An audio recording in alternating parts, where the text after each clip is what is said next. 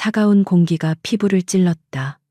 최고급 VVIP 산부인과 병동의 대기실은 값비싼 예술품과 고급 가구로 장식되어 있었지만 그 화려함은 서유진의 불안감을 조금도 덜어주지 못했다.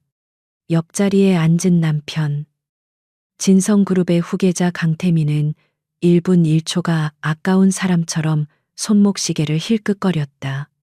그의 완벽하게 재단된 슈트에서는 냉정한 권위가 흘러나왔고 잘생긴 얼굴은 어떤 감정도 드러내지 않는 가면처럼 무표정했다. 유진은 마른 입술을 깨물었다. 지난 몇 년간 이 순간을 위해 얼마나 많은 검사와 치료를 반복했던가. 서유진님, 강태민님, 원장실로 들어오시죠.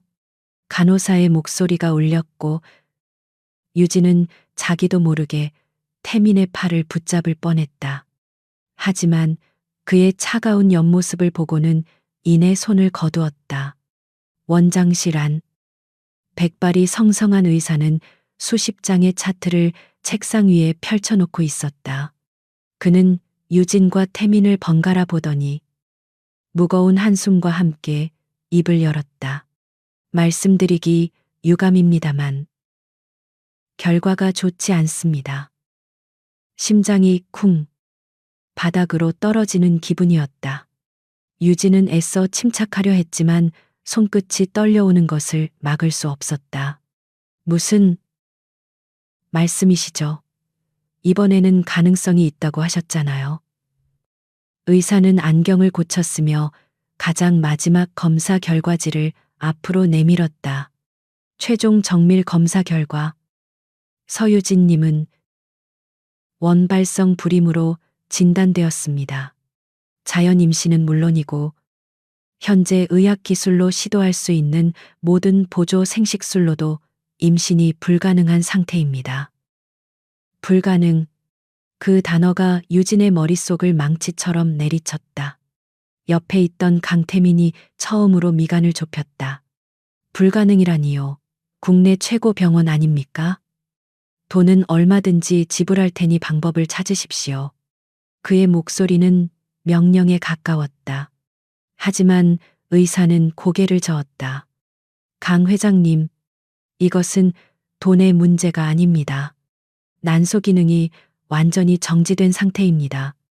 기적을 바라는 수밖에 없는. 태민은 더 이상 듣고 싶지 않다는 듯 자리에서 일어났다.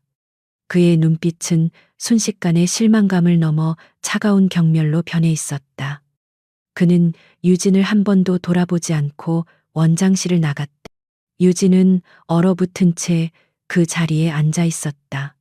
방금 전까지 자신의 모든 것을 걸었던 희망이 산산조각 났다.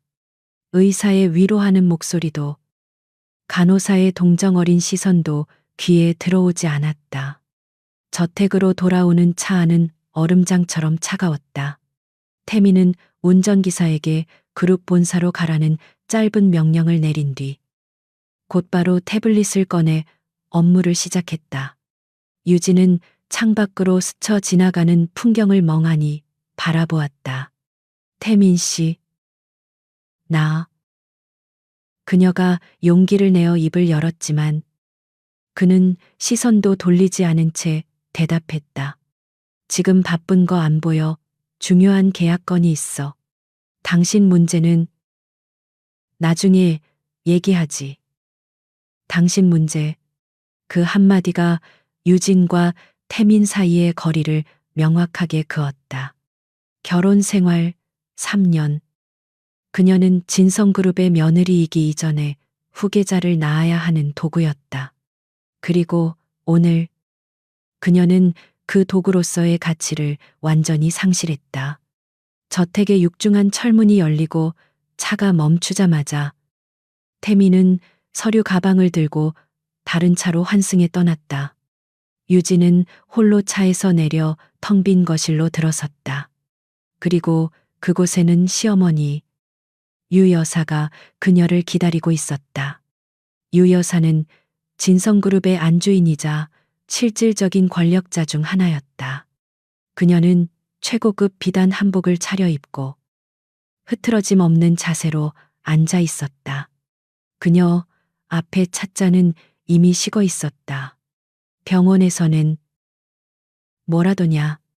유 여사의 목소리는 감정 없이 낮게 깔렸다. 유진은 차마 입이 떨어지지 않았지만 시어머니의 날카로운 눈빛은 이미 모든 답을 알고 있는 듯 했다. 유진이 고개를 숙이며 죄송합니다.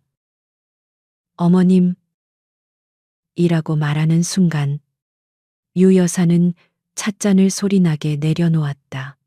죄송, 그 말 한마디로 진성가의 대다가 끊기게 생긴 이 마당에 내가 너를 며느리로 드릴 때 분명히 말했다. 내 아들의 아내이기 이전에 진성가의 후계자를 낳을 어미가 되어야 한다고. 그런데 이게 무슨 망신이냐. 유 여사의 목소리가 거실 전체를 울렸다. 유진은 무릎을 꿇었다. 어머님, 제발. 다른 방법이 있을 거예요. 입양이라도. 입양감이 네 집 자식인지도 모를 핏줄을 진성가의 후계로 들여 네가 지금 제정신이냐. 유 여사는 경멸 어린 시선으로 유진을 훑어보았다. 태민이한테는 이미 연락받았다. 결론은 났어. 유 여사가 테이블 위로 서류 봉투 하나를 밀었다. 유진의 눈에 들어온 것은 이혼 합의서라는 굵은 글씨였다. 유진의 눈앞이 하얘졌다. 이건 태민 씨도 동의한 건가요? 유 여사는 코웃음을 쳤다. 당연하지. 쓸모 없어진 것을 계속 안고 갈 만큼 내 아들이 무능해 보였더냐. 진성가에 필요한 건 아이를 낳을 수 있는 건강한 여자다. 너는 이제 자격 미달이야. 그녀는 만년필을 유진 앞으로 던졌다. 지금 당장 서명해. 위자료는 두둑하게 챙겨줄 테니 조용히 사라지거라. 유진은 떨리는 손으로 이혼 합의서를 집어들었다. 위자료 항목에는 그녀가 상상할 수도 없는 금액이 적혀 있었지만 지금 그것은 아무런 의미도 없었다. 저는 돈 때문에 결혼한 게 아니에요. 태민 씨를 사랑해서. 사랑 가소로운 소리. 유 여사는 차갑게 말을 잘랐다. 네가 사랑한 건 내 아들이 아니라 진성그룹의 후계자 자리였겠지. 하지만 그 자리는 네가 감당할 수 있는 게 아니었다. 바로 그때 현관문이 다시 열리고 강태민이 들어섰다. 아마도 유 여사가 그를 다시 부른 것이리라. 그는 잠시 무릎 꿇고 있는 유진을 내려다보더니 곧장 유 여사 옆으로 가 앉았다. 그의 얼굴에는 일말의 동정심도 미안함도 없었다. 아직 서명 안 했어. 그가 유진에게 던진 첫마디였다. 유진은 배신감에 휩싸여 그를 바라보았다. 태민 씨. 정말 이렇게 끝내는 거예요. 우리 3년 동안 부부였잖아요. 태민은 넥타이를 조금 풀며 피곤하다는 듯 말했다. 서유진 씨, 감정에 호소하지 마. 이건 비즈니스야. 진성가에는 후계자가 필요하고 당신은 그 조건을 충족시키지 못했어. 그뿐이야. 깨끗하게 정리하는 게 서로에게 좋아. 그의 목소리는 조금 전 병원에서 들었던 불가능이라는 단어보다 더 잔인하게 유진의 가슴을 찔렀다. 그녀가 사랑했던 남자는 처음부터 존재하지 않았던 것일까. 유진은 눈물이 뺨을 타고 흐르는 것을 느꼈다. 유 여사는 그 모습이 보기 싫다는 듯 혀를 찼다. 당장 짐 싸서 나가. 이 집에서 네가 가져갈 건 아무것도 없. 네가 입고 온 옷들만 챙겨서 떠나. 위자료는 네가 서명한 후에 변호사를 통해 입금될 거다. 그녀는 이미 모든 것을 준비해 두고 있었다. 유진이 불임이라는 진단이 내려지기만을 기다렸다는 듯이 유진은 더 이상 매달릴 힘도 이유도 없다는 것을 깨달았다. 그녀는 바닥에 놓인 만년필을 집어들었다. 잉크가 종이에 스며드는 소리가 유난히 크게 들렸다.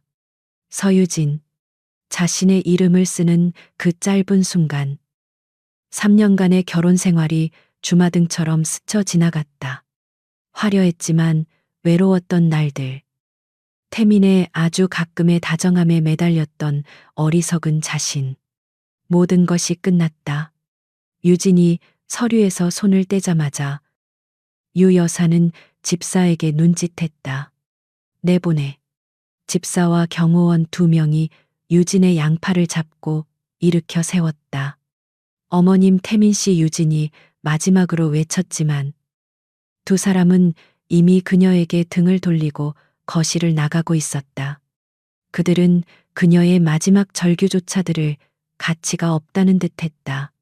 경호원들에게 끌려 나오다시피 한유진은 자신이 결혼할 때 가져왔던 작은 여행 가방 하나만을 손에 쥔 채 현관 밖에 섰다. 마치 처음부터 이 집에 속하지 않았던 사람처럼. 사모님, 아니, 서유진 씨, 차는 두고 가셔야 합니다. 이것도 그룹법인 소유입니다. 운전기사가 차 키를 정중하지만 단호하게 회수해 갔다. 유진은 어이가 없었다.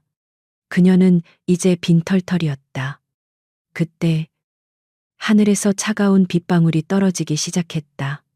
순식간에 장대비로 변한 비가 유진의 온몸을 적셨다.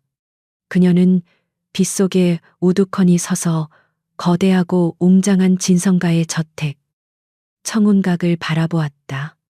불이 환하게 켜진 저택 안에서는 곧 자신을 대체할 새로운 여자를 맞이할 준비를 하겠지.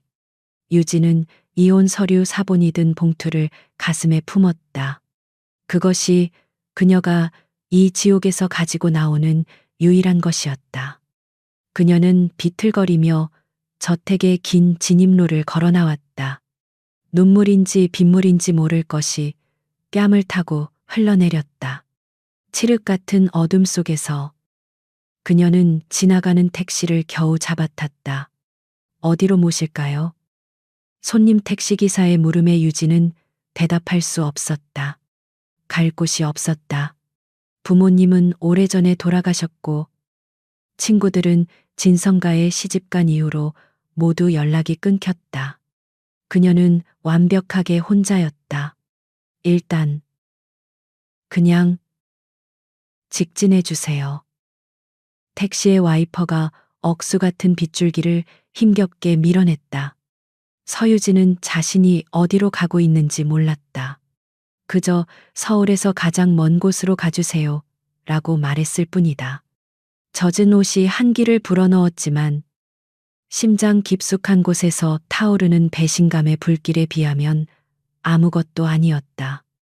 강태민의 차가운 눈빛, 유 여사의 경멸 어린 목소리가 귓가에 맴돌았다. 그녀는 모든 것을 잃었다. 아니, 애초에 가진 것이 없었다는 사실을 깨달았을 뿐이다. 몇 시간을 달렸을까? 비가 그칠 무렵 택시는 동해안의 작은 항구 도시에 멈췄다. 이름도 생소한, 지도에서도 찾기 힘든 곳이었다. 유진은 이혼 합의서 봉투에서 비상금으로 챙겨뒀던 현금 일부를 꺼내 지불했다. 새벽녘의 항구는 비릿한 바다 냄새와 함께 묘한 적막감에 휩싸여 있었다. 그녀는 방파제 끝에 위태롭게 서서 검푸른 바다를 바라보았다. 모든 것을 끝내고 싶은 충동이 밀려왔지만 그들을 향한 분노가 그녀를 붙잡았다. 유진은 항구 근처의 허름한 민박집에 방을 잡았다. 주인 할머니는 그녀의 값비싼 옷차림과 텅 빈 눈을 의아하게 쳐다봤지만 며칠 치 방세를 선금으로 내자 더 이상 묻지 않았다. 그날 밤 유진은 자신의 스마트폰을 꺼냈다.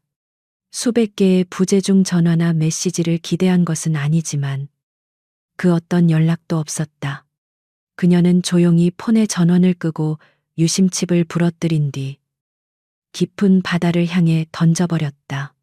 서유진은 오늘부로 이 세상에서 죽었다. 시간이 무의미하게 흘러갔다. 유진은 방 안에 틀어박혀 지냈다. 낮에는 거친 파도 소리를 듣고 밤에는 그들의 잔인한 얼굴이 나오는 악몽에 시달렸다. 진성가에서의 3년은 화려한 감옥이었고 그곳에서 당한 모욕과 멸시는 뼛속까지 스며들었다. 그녀는 서서히 말라갔다.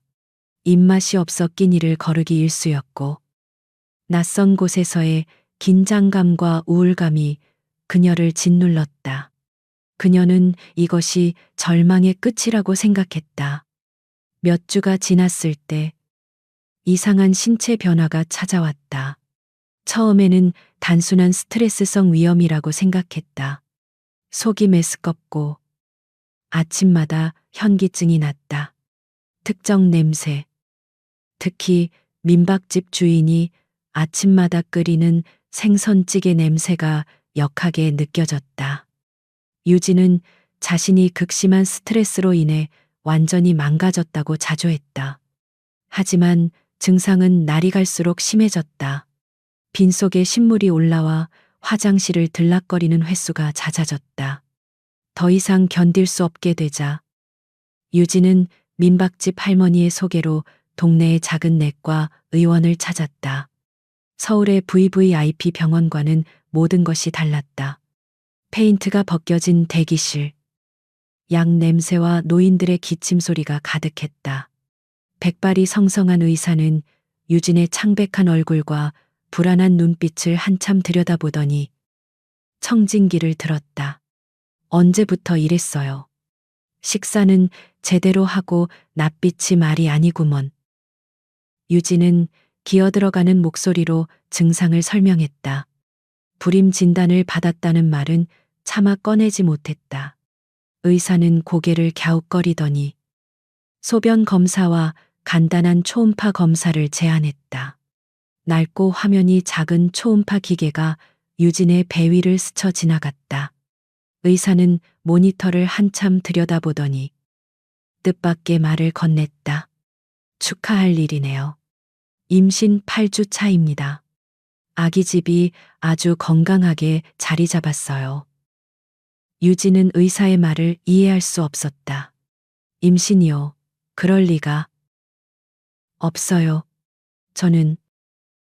저는 불임이라고 했습니다. 서울 제일 큰 병원에서 원발성 불임이라고.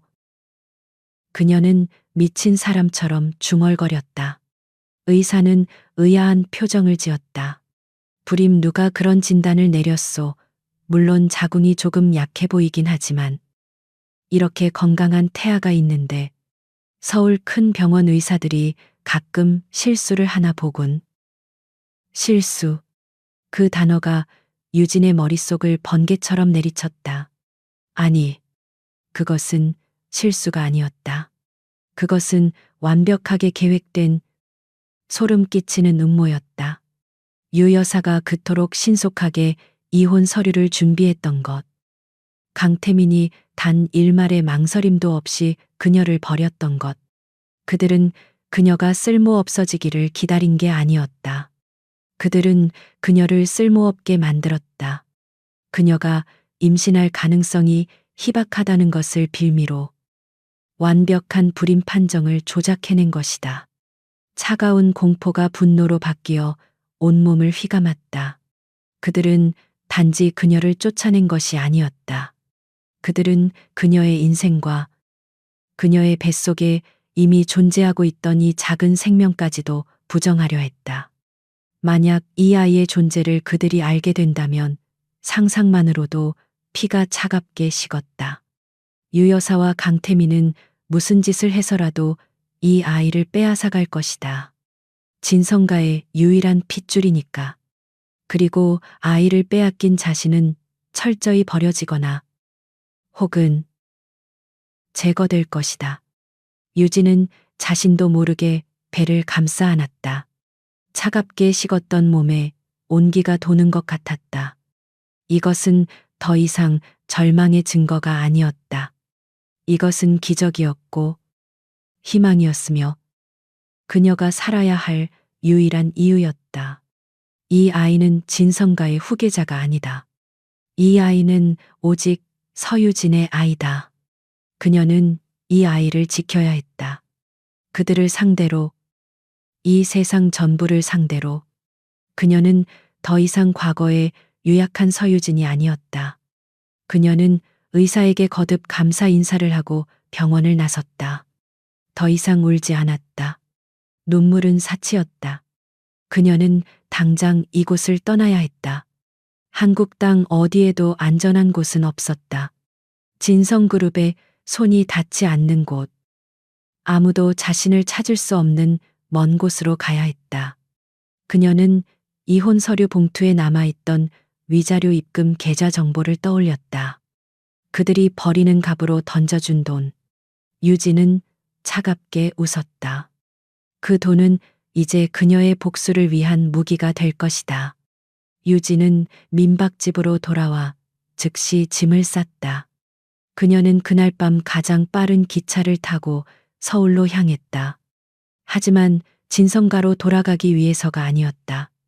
그녀는 신분을 감추고 변호사를 만나 위자료를 즉시 현금화하고 해외로 나갈 방법을 모색했다. 모든 과정은 비밀리에 진행되었다. 그녀는 자신의 모든 흔적을 지워야 했다.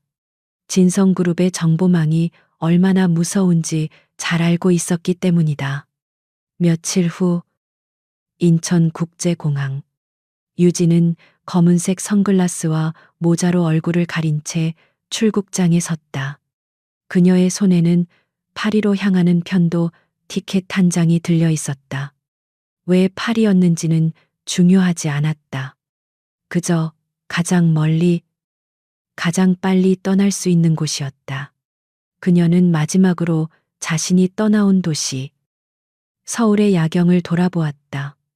빗속에서 짐승처럼 쫓겨나던 그날 밤과는 다른 차갑고 결연한 눈빛이었다. 강태민, 유 여사. 당신들은 나를 버린 게 아니야. 나를 괴물로 만든 거지. 그녀는 배를 가볍게 쓸어내렸다. 아가. 이제 엄마랑 둘이서 아주 강해지는 거야. 아무도 우릴 얕볼 수 없게. 비행기가 거대한 몸체를 움직여 활주로를 박차고 올랐다. 창밖으로 거대한 도시의 불빛이 점처럼 멀어졌다. 그것은 도피가 아니라 모든 것을 되찾기 위한 새로운 전쟁의 시작이었다. 6년의 세월이 흘렀다. 그 시간은 누군가에게는 잊힘을, 누군가에게는 망각을 의미했지만 서유진에게는 완전한 재탄생의 시간이었다. 프랑스 파리. 생 강이 내려다 보이는 라바그 LA 베이기의 본사 펜트하우스. 엘르서 엘시오라는 이름으로 알려진 그녀는 더 이상 빗속에서 쫓겨나던 무력한 여인이 아니었다. 날카롭게 재단된 샤넬의 검은색 파워슈트는 그녀의 냉철한 카리스마를 감쌌고 단정하게 빗어 넘긴 머리카락 아래로 드러난 눈빛은 강렬한 지성으로 빛났다. 서울 U3 프로젝트는 단순한 시장 진출이 아닙니다. 라바그의 기술력이 아시아 시장의 심장부를 어떻게 바꿀 수 있는지 보여주는 선언이 될 겁니다. 엘르가 유창한 불어와 영어를 섞어 말하자 다국적 임원들로 구성된 회의실은 숨죽인 듯 조용해졌다. 그녀가 6년 전 진성가가 던져준 위자료를 종잣돈 삼아 차린 라바그는 처음에는 작은 스타트업에 불과했지만 이제는 인공지능 기반의 창의적 기술 솔루션 분야에서 가장 주목받는 유니콘 기업으로 성장해 있었다. 하지만 대표님, 경쟁사 리스트를 보셨겠지만 진성그룹이 이 프로젝트에 사활을 걸었습니다. 그들의 자금력과 로비력은 이미 한국 시장을 장악하고 있습니다. 아시아 시장 담당인 박지수 팀장이 조심스럽게 우려를 표했다. 엘르의 입가에 희미하지만 얼음장 같은 미소가 스쳤다. 진성그룹. 잘 알죠. 그들은 거대하고 낡았어요. 우리는 빠르고 새롭습니다. 그들이 돈과 권력으로 성벽을 쌓을 때 우리는 파고들 수 있는 파도 LA 베이그가 될 겁니다. 이 프로젝트는 우리가 가져옵니다. 회의가 끝나고 임원들이 빠져나가자 엘르는 잠시 의자에 몸을 기댔다. 방금 전까지 회의실을 압도하던 CEO의 가면 뒤로 6년이라는 시간을 버텨낸 여자의 피로감이 잠시 드러났다. 그녀는 태블릿을 열어 한 소년의 사진을 바라보았다. 5살배기 아들 강민준. 아니, 그녀의 성을 따른 서민준이었다. 그녀가 파리에 도착하고 얼마 지나지 않아 기적처럼 얻은 아이. 그녀가 이 지독한 세상에서 버텨내고 승리해야 하는 유일한 이유였다. 그녀는 곧장 자신의 개인 비서를 불렀다. 마리, 오늘 저녁 일정은 모두 취소해줘요. 민준이를 데리러 가야겠어요. 그리고 한국 지사 쪽으로 연결해줘요. 지금 당장. 그녀의 목소리는 다시금 단호해졌다. 서울로의 귀환. 그것은 복수를 위해서가 아니었다. 그녀의 능력을 증명하고 아들에게 완벽한 미래를 물려주기 위한 필연적인 과정이었다. 그리고 그 과정에 강태민과 진성그룹이 서 있을 뿐이었다. 엘르가 파리 외곽의 최고급 사립 유치원에 도착했을 때 아이들 무리 속에서 유난히 눈에 띄는 아이가 달려나왔다. 엄마 작은 체구지만 다부진 몸. 그리고 강태민을 경악할 정도로 빼닮은 얼굴. 짙은 눈썹과 날카로운 턱선, 심지어 웃을 때 살짝 올라가는 입꼬리까지. 엘르는 아들을 품에 안으며 일부러 그 얼굴에서 과거의 그림자를 지웠다. 이 아이는 강태민의 아들이 아니라 자신의 아들 서민준이었다. 오늘 뭐 했어? 우리 아들 차에 올라타자마자 민준은 조잘거리기 시작했다. 5살이라고는 믿기지 않을 만큼 명석한 아이였다. 오늘 코딩 시간에 새로운 알고리즘을 만들었어요. 선생님이 저보고 천재래요. 엄마, 천재가 뭐예요? 엘르는 아들의 머리를 쓰다듬으며 부드럽게 웃었다. 민준이처럼 멋진 생각을 많이 하는 사람을 말하는 거야. 우리 아들 최고네. 그녀의 눈빛은 세상에서 가장 따뜻했다. 하지만 그날 밤, 민준이 잠든 후 그녀의 아파트는 다시 차가운 작전실로 변했다. 그녀는 서울 UCD 프로젝트의 방대한 자료를 검토했다. 이 프로젝트는 서울시의 낙후된 구역을 최첨단 스마트 도시로 탈바꿈시키는 거대 사업이었다. 지인송 진성은 자신들의 건설 부문을 앞세워 이 사업을 따내려 했고, 라바그는 핵심이 되는 AI 운영 시스템과 친환경 에너지 솔루션을 제안할 계획이었다.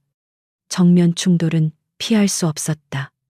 엘르는 화상으로 연결된 한국 지사장에게 지시했다.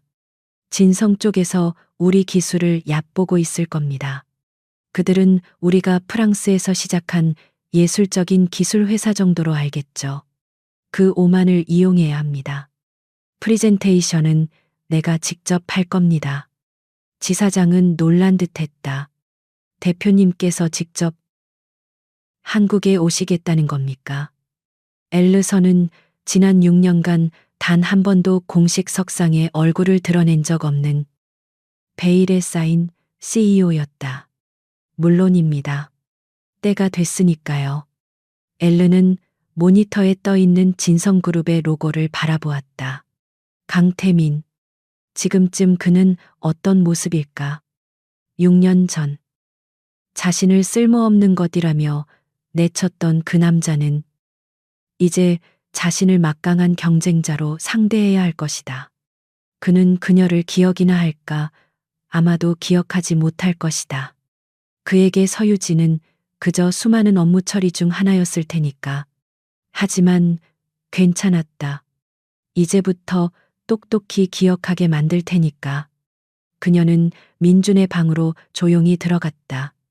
아이는 자신을 쏙 빼닮은 아버지의 얼굴을 한 채 평화롭게 잠들어 있었다.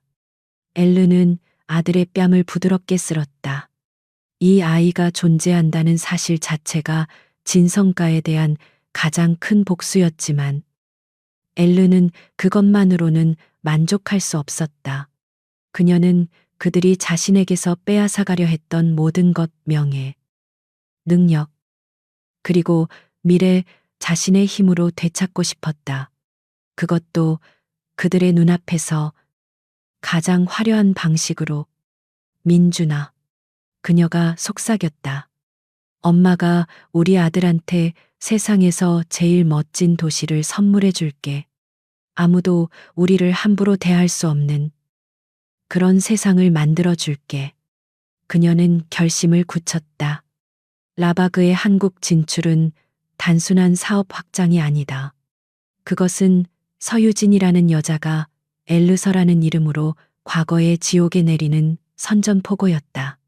그녀는 강태민이 자신과 자신의 아들을 보는 순간 어떤 표정을 지을지 궁금했다. 아마도 경악, 그 이상일 것이다. 그녀는 다시 서재로 돌아와 비서에게 메일을 보냈다. 서울행 비행기 표를 준비해줘요. 일주일 뒤 출발. 그리고 서울에서 열릴 기술 컨퍼런스 기조연설자 명단에 내 이름을 올려요. 라바그의 CEO, 엘르서, 공식적인 첫 등장이 될 겁니다. 그녀는 전송 버튼을 눌렀다. 6년 전 도망치듯 떠났던 땅. 이제는 모든 것을 갖춘 왕의 귀환처럼 당당하게 그 땅을 다시 밟을 것이다. 파도가 몰려오고 있었다. 서울의 밤은 수천 개의 조명으로 타올랐다. 국내외 기술 산업의 거물들이 총집결하는 퓨처테크 서밋 퓨처텍 서밋 때 환영 만찬회는 그 중에서도 가장 빛나는 자리였다. 최고급 호텔의 거대한 연회장은 샴페인 잔이 부딪히는 소리와 야망에 찬 대화들로 웅성거렸다. 이 모든 관심의 중심에는 단연 진성그룹의 최연소 회장 강태민이 있었다. 그는 6년 전보다 더 날카롭고 위압적인 모습으로 연회장을 장악하고 있었다. 그의 곁에는 새로운 아내, 국내 최대 로펌의 딸인 박서연이 그림자처럼 붙어 있었다. 아름답지만 어딘지 모르게 불안해 보이는 미소였다. 태민 씨, 저기 국토부 장관님 오셨네요. 인사하셔야죠. 서연이 조심스럽게 말했지만 태민은 곁눈질로 장관을 훑어볼 뿐이었다. 급할 것 없어. 어차피 U3 프로젝트는 우리 진성 거니까. 그들이 내게로 오게 되어 있어. 그의 오만함은 6년 전보다 더 견고해져 있었다. 태민의 관심은 오직 이번 프로젝트의 확고한 낙찰에 있었다. 유 여사는 서연이 아직까지 아이를 갖지 못하자 노골적인 압박을 가하기 시작했고, 태민은 후계자 문제에 다시금 예민해져 있었다. 그는 이 거대한 성공으로 어머니의 불만을 잠재우고 자신의 입지를 완벽하게 굳히고 싶었다. 그때 몇몇 경쟁사 대표들이 한쪽 구석을 보며 수군거리는 것이 보였다. 저 여자가 누굽니까? 라바그의 대표라던데. 태민은 그 이름에 코웃음을 쳤다. 라바그 프랑스에서 예술 나부랭이나 하던 작은 회사 아니었나? 감히 이 자리에 낄 급이 아닌데. 그의 비서가 조심스럽게 다가와 보고했다. 회장님, 라바그 측이 이번 프로젝트의 AI 시스템 부문에 공격적인 입찰 제안서를 냈다고 합니다. 그리고 오늘 기조 연설자가 원래 장관님이었는데 막판에 라바그의 CEO, 엘르서 LCO로 변경되었습니다. 태민의 미간이 좁혀졌다. 감히 자신의 무대에 누군가 끼어드는 것을 그는 참을 수 없었다. 엘르서 들어본 적 없는 이름이군. 어디서 굴러먹던 여자인지 모르겠지만 내 앞길을 막을 생각은 말라고 전해. 그가 잔을 드는 순간 연회장의 모든 조명이 꺼지고 무대 위로 스포트라이트가 집중되었다. 사회자가 흥분된 목소리로 외쳤다. 그리고 오늘 이 자리를 빛내주실 특별한 분입니다. 유럽 테크놀로지 씬을 뒤흔든 혁신의 아이콘 라바그의 CEO 엘르서 대표님을 무대로 모십니다. 박수 소리와 함께 한 여자가 무대 뒤편에서 걸어 나왔다. 어둠 속에서 그녀의 실루엣은 길고 우아했다. 그녀가 스포트라이트 중앙에 서서 고개를 들었을 때 강태민은 손에 들고 있던 샴페인 잔을 거의 떨어뜨릴 뻔했다. 심장이 얼음물에 담긴 듯 차가워졌다. 무대 위의 여자는 6년 전 자신이 쓸모없다며 빗속으로 내쫓았던 바로 그 여자, 서유진이었다. 하지만 그녀는 서유진이 아니었다. 과거의 유순하고 불안에 떨던 모습은 어디에도 없었다. 날카로운 검은색 드레스는 그녀의 몸을 감쌌고 차갑게 빛나는 다이아몬드 귀걸이보다 더 빛나는 것은 그녀의 눈빛이었다. 그녀는 수백 명의 시선을 두려움 없이 받아내며 오히려 그들을 압도하고 있었다. 그녀는 마이크를 잡고 유창한 한국어로 입을 열었다. 목소리마저 변해 있었다. 단단하고 힘이 넘쳤다. 여러분, 반갑습니다. 라바그의 엘르서입니다. 태민은 숨을 쉴 수 없었다. 머릿속이 하얗게 비어버렸다. 불임, 그녀는 분명 불임이었다. 그런데 어떻게 살아있는 거지? 어떻게 저런 모습으로 자기 앞에 나타난 거지? 그의 혼란을 비웃기라도 하듯. 엘르는 완벽한 프레젠테이션을 시작했다. 그녀는 U3 프로젝트에 대해 진성그룹이 제시한 낡은 방식, 즉 하드웨어 중심의 개발을 정면으로 비판했다. 그리고 라바그가 제시하는 AI 기반의 유기적 도시 솔루션을 선보였다. 청중은 그녀의 카리스마와 혁신적인 아이디어에 완전히 매료되었다. 태민은 그녀의 말이 하나도 들리지 않았다. 그저 그녀의 얼굴, 그녀의 목소리, 그녀가 뿜어내는 자신감에 압도당했다. 저 여자가 서유진이라고 말도 안 돼. 꿈일 거야. 그는 자신의 뺨이라도 때리고 싶었지만 몸이 움직이지 않았다. 아내 박서연이 그의 창백한 안색을 눈치채고 물었다. 태민 씨 왜 그래요? 어디 안 좋아요? 엘르의 연설이 끝나자 연회장은 떠나갈 듯한 박수갈채로 가득 찼다. 그녀는 가볍게 목례를 하고 무대에서 내려왔다. 순식간에 수십 명의 투자자와 정치인들이 그녀를 둘러쌌다. 태민은 자기도 모르게 그녀를 향해 걸어갔다. 확인해야 했다.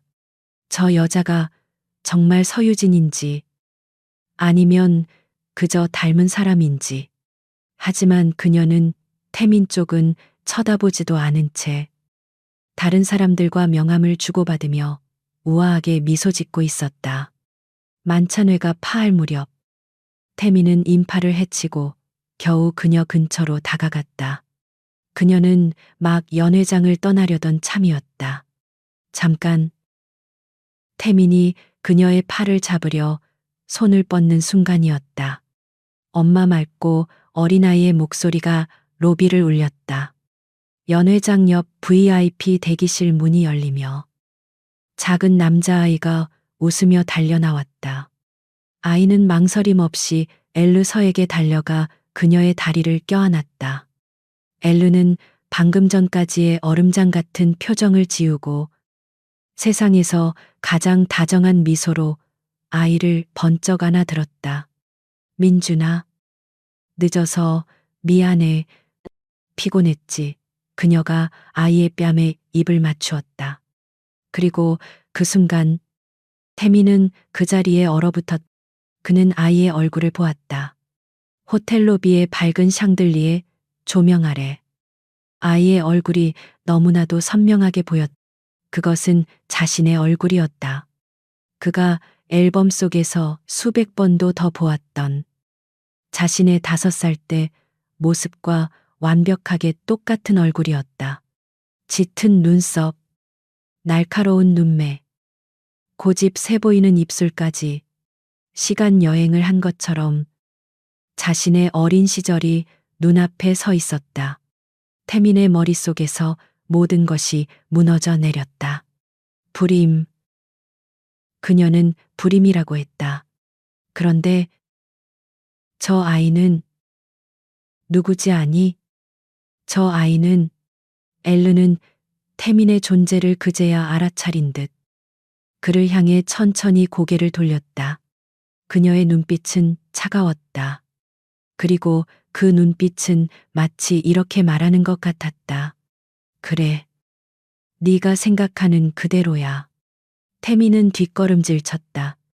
말도 안 돼. 그는 중얼거렸다.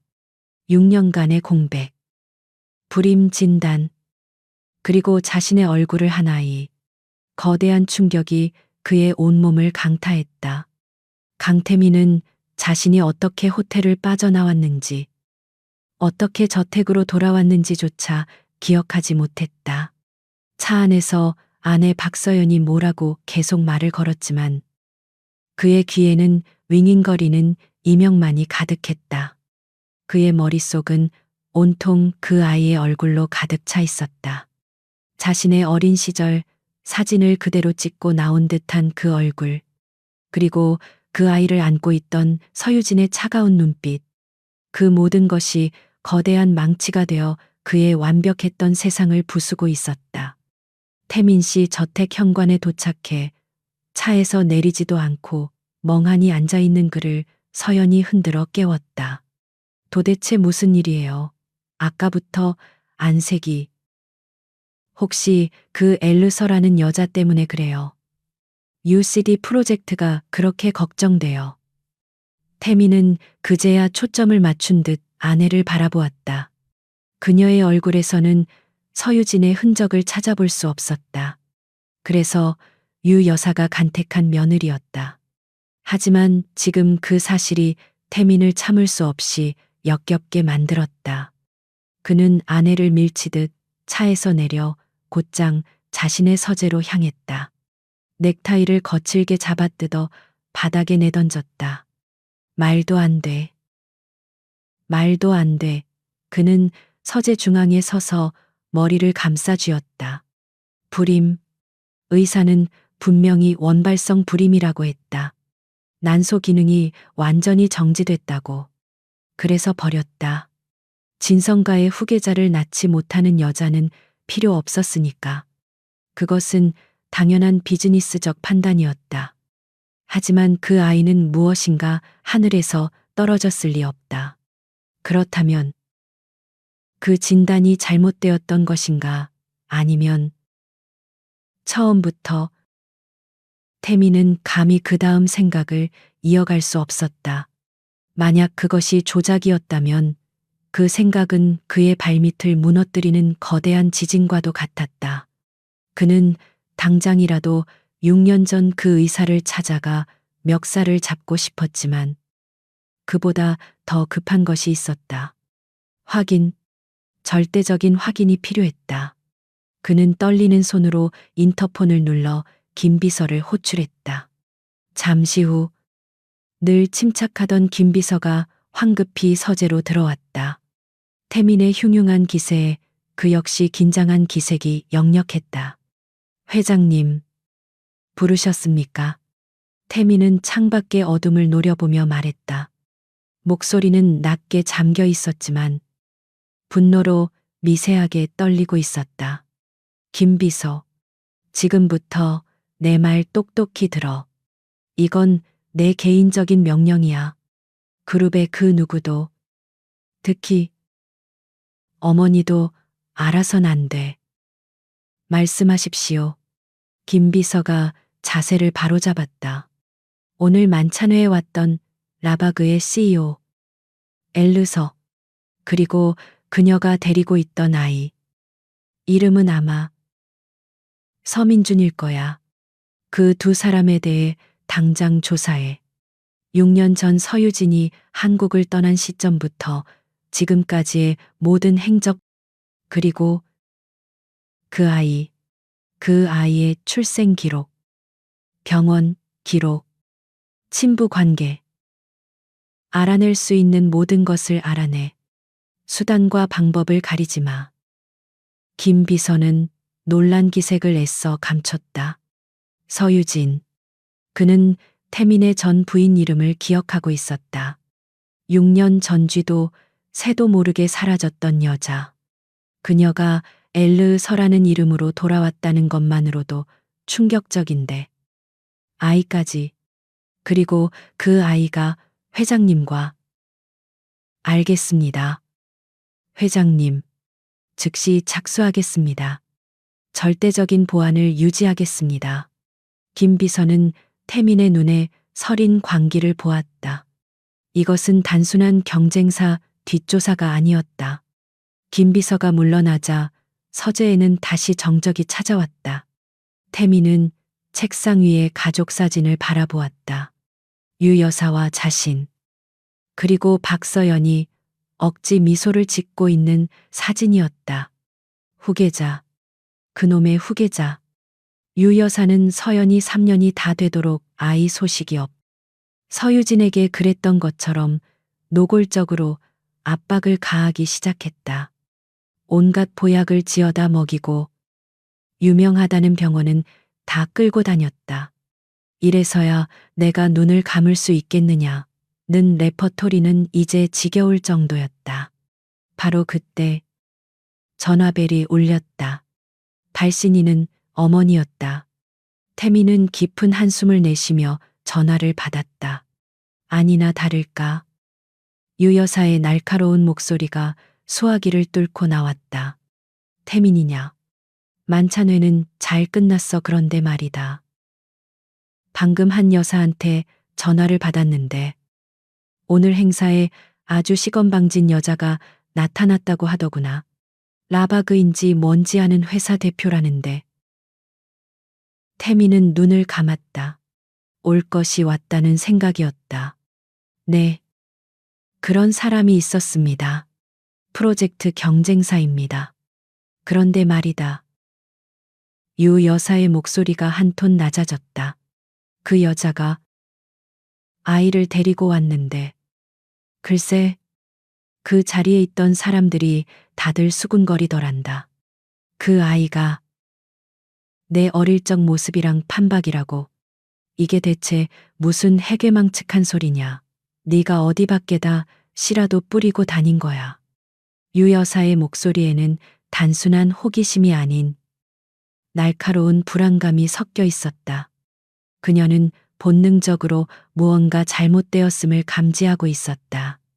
만약 서유진이 아니었다면 유 여사는 그저 불쾌한 가십으로 치부했을 것이다.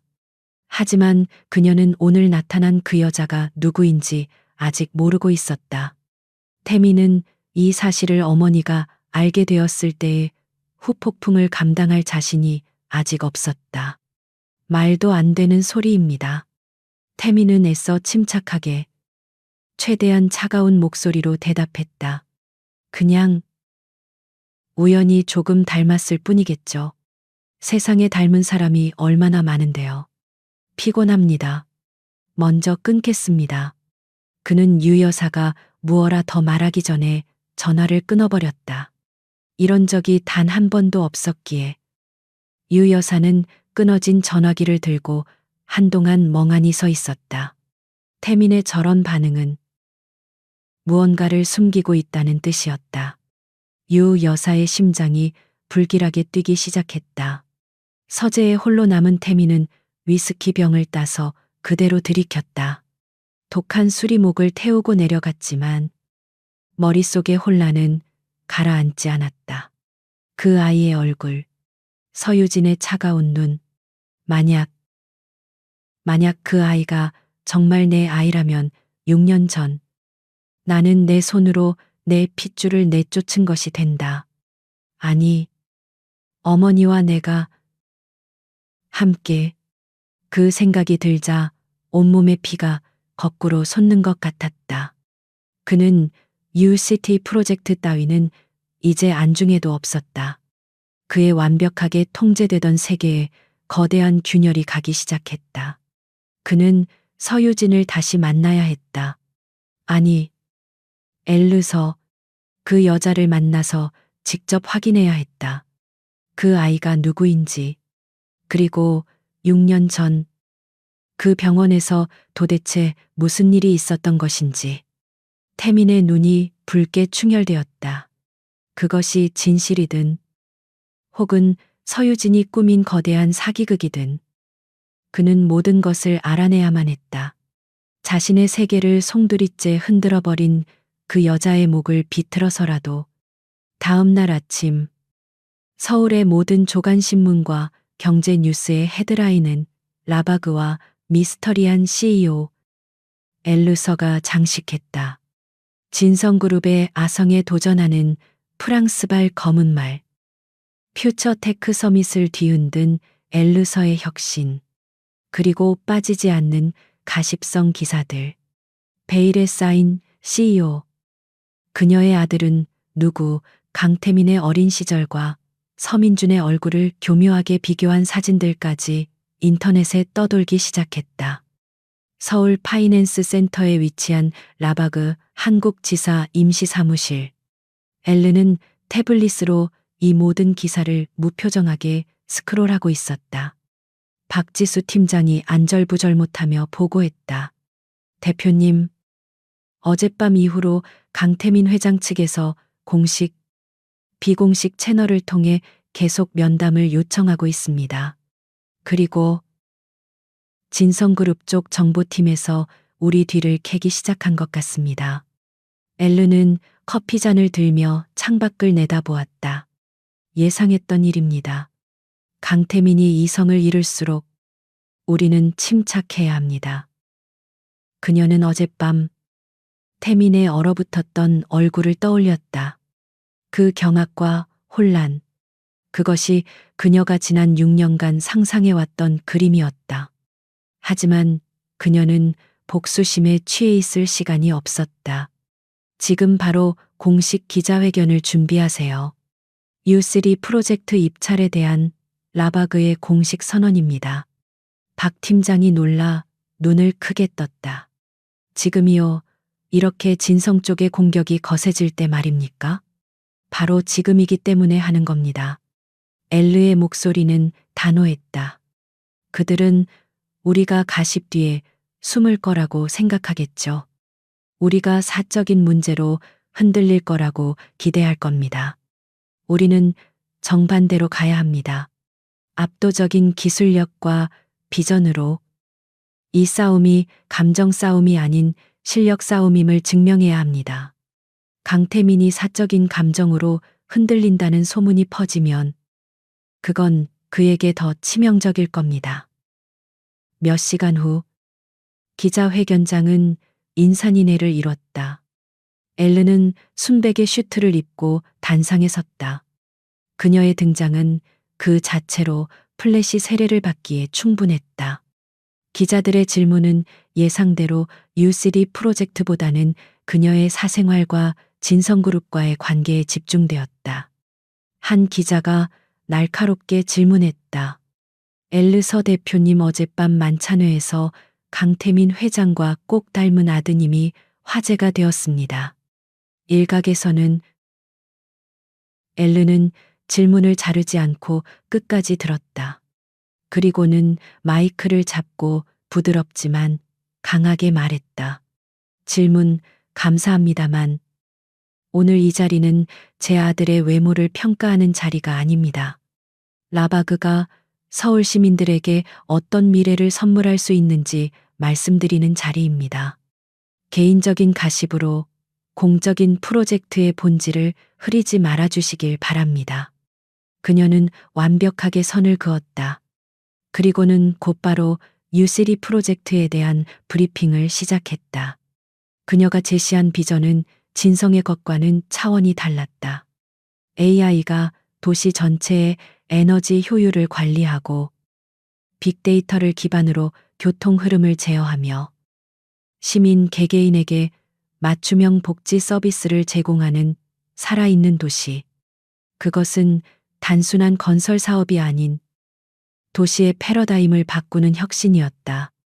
기자회견은 대성공이었다. 라바그의 주가는 폭등했고 여론은 진성의 낡은 토건 방식보다 엘르서의 스마트 시티에 열광하기 시작했다. 한편 진성그룹 회장실은 폭풍 전야였다. 강태민은 자신의 사무실에서 생중계되는 엘르의 기자회견을 보며 치미는 분노를 억눌렀다. 저 여유로운 태도, 자신을 완벽하게 무시하는 저 눈빛. 그녀는 6년 전 자신이 알던 서유진이 아니었다. 그녀는 자신을 완벽하게 조롱하고 있었다. 김비서 조사 결과는 어떻게 됐어? 태민이 소리쳤다. 김비서는 땀을 닦으며 보고했다. 회장님, 이상합니다. 엘르서 대표의 프랑스 행적은 완벽할 정도로 깨끗합니다. 하지만 6년 전 기록은 거의 지워져 있습니다. 그리고 아들 서민준 군의 출생 기록은 파리 외곽의 작은 병원에서 발급되었는데 친부 기록란이 비어 있습니다. 법적으로 완벽하게 서류 처리가 되어 있습니다. 6년 전 서유진 씨의 불임 진단을 내렸던 의사는 5년 전 갑자기 이민을 떠났는데 행방이 묘연합니다. 젠장 태민은 유리잔을 벽에 집어 던졌다. 모든 것이 조작되었다. 누군가, 아니, 서유진이 처음부터 이 모든 것을 계획하고 자신의 흔적을 지워버린 것이다. 불임 진단이 거짓이었음을. 그리고 그 아이가 자신의 아이임을 확신하게 되었다. 그녀가 돌아온 이유는 단 하나. 복수였다. 그리고 그 복수의 무대는 자신이 사활을 건 U3 프로젝트였다. 그는 더 이상 공식적인 절차를 기다릴 수 없었다. 그날 밤, 엘르가 머무는 호텔의 최상층 펜트하우스. 엘르가 막 민준을 재우고 나왔을 때 인터폰이 울렸다. 보안팀장의 다급한 목소리가 들려왔다. 대표님, 진성그룹의 강태민 회장께서 막무가내로 올라오고 계십니다. 막을 수가 없습니다. 엘르는 올 것이 왔다는 듯 차갑게 대답했다. 됐습니다. 들여보내세요. 대신 2층의 모든 CCTV는 정상 작동하도록 두세요. 잠시 후 펜트하우스의 문이 거칠게 열리고 강태민이 붉게 충혈된 눈으로 들어섰다. 그는 술 냄새와 분노를 동시에 풍기고 있었다. 서유진. 아니, 엘르서라고 불러드려야 하나. 이게 다 무슨 쇼지. 그는 거실 중앙으로 성큼성큼 걸어 들어왔다. 엘르는 그를 기다렸다는 듯 편안한 실내복 차림으로 소파에 앉아 차를 마시고 있었다. 그 여유로운 모습이 태민을 더욱 격분하게 만들었다. 무슨 일로 이렇게 무례하게 찾아오셨죠? 강태민 회장님 비즈니스 미팅은 비서를 통해 공식적으로 잡으셔야죠. 엘르가 찻잔을 내려놓으며 말했다. 태민은 테이블을 주먹으로 내리쳤다. 닥쳐 그 아이. 그 아이 누구야? 네가 어떻게? 넌 불임이었잖아. 그의 목소리는 절규에 가까웠다. 엘르는 어깨를 으쓱했다. 불임이요. 아. 6년 전. 당신 내 병원에서 내렸던 그 진단 말이군요. 보시다시피 오진이었나 보죠. 의사도 실수를 하니까요. 오진이라고 태민이 그녀의 멱살이라도 잡을 듯 다가섰다. 그럼 왜 말하지 않았어? 왜 내 아이를 데리고 사라졌어? 엘르는 그의 눈을 똑바로 마주 보았다. 그 시선에는 일말의 두려움도 동정심도 없었다. 당신 아이요, 강 회장님. 착각하시는군요. 저 아이는 서민준입니다. 내 아들이죠. 당신과는 아무 상관없습니다. 거짓말 내 얼굴을 하고 있어 내 어린 시절과 똑같다고 태민이 포효했다. 엘르가 차갑게 웃었다. 그 웃음소리가 태민의 심장을 찔렀다. 닮았다고요? 글쎄요. 제 눈에는 전혀 그렇게 보이지 않는데요. 아마 강 회장님께서 요즘 U3 프로젝트 때문에 스트레스가 심하셔서 헛것이 보이시나 봅니다. 경쟁사의 대표와 아들이 닮아 보일 정도로요. 이건 병입니다. 그녀는 태민을 완벽한 망상증 환자로 취급했다. 이 여자가 태민은 말문이 막혔다. 그녀의 냉정한 부정은 그 어떤 긍정보다 더 확실하게 진실을 말해주고 있었다. 하지만 증거가 없었다. 그녀는 법적으로 완벽했다. 태민은 분노로 몸을 떨었다. 내가 다 밝혀낼 거야. 네가 무슨 짓을 했는지. 그 아이가 내 아이라는 걸. 내가 반드시 증명해내고 말겠어. 마음대로 하세요. 엘르는 자리에서 일어나 침실 문 쪽으로 향했다. 하지만 명심하세요. 강 회장님, 여기는 6년 전 당신이 날 내쫓았던 그 저택이 아닙니다. 여긴 내 공간이고 당신은 무단 침입자예요. 그리고 민준이 자고 있어요. 내 아들을 깨우면 그땐 정말 당신이 감당 못할 일이 벌어질 겁니다. 경비원 부르기 전에 당장 나가세요. 그녀의 마지막 말은 얼음보다 차가웠다. 태민은 그녀의 등 뒤에서 터져 나오는 살기를 느끼며 주먹을 부르짖었다. 그는 지금 당장 저 여자를 부술 수 없다는 사실에 절망했다. 강태민은 펜트하우스에서 쫓겨나듯 물러나왔다. 엘리베이터에 거울에 비친 자신의 모습은 처참했다. 분노와 모욕감, 그리고 6년이라는 세월 동안 완벽하게 속았다는 사실에서 오는 지독한 혼란이 뒤엉켜 있었다. 서유진, 아니 엘르서. 그녀의 그 차가운 눈빛, 자신을 벌레 보듯 하던 그 경멸. 그것은 6년 전 자신이 그녀에게 보냈던 시선과 정확히 일치했다. 그는 자신이 저지른 짓을 그대로 돌려받고 있었다. 서재로 돌아온 그는 밤새 한숨도 자지 못했다. 내 아들이 아니다. 그녀의 목소리가 귓가에 울릴수록 그 아이가 내 아들이라는 확신은 더욱 강해졌다. 그 얼굴은 우연의 산물이 될 수 없었다. 그는 증거가 필요했다. 그녀의 입을 강제로 열게 할, 그녀의 모든 오만함을 무너뜨릴 수 있는 절대적인 증거. 그는 비틀거리며 김 비서에게 전화를 걸었다. 새벽 시간이었지만 김 비서는 즉시 전화를 받았다. 김 비서. 무슨 수를 써서든 그 아이, 서민준의 DNA 샘플을 확보해 머리카락 한 올이든 쓰던 컵이든 뭐든 상관없어. 들키지 말고 가장 빠르고 가장 확실하게 내 모든 걸 걸어서라도 저 아이가 내 아들인지 확인해야겠어. 그의 목소리는 더 이상 분노가 아닌 절박한 광기에 차 있었다. 김 비서는 침묵 속에서 그의 명령을 받아들였다. 알겠습니다. 회장님, 오늘 중으로 결과를 보시게 될 겁니다.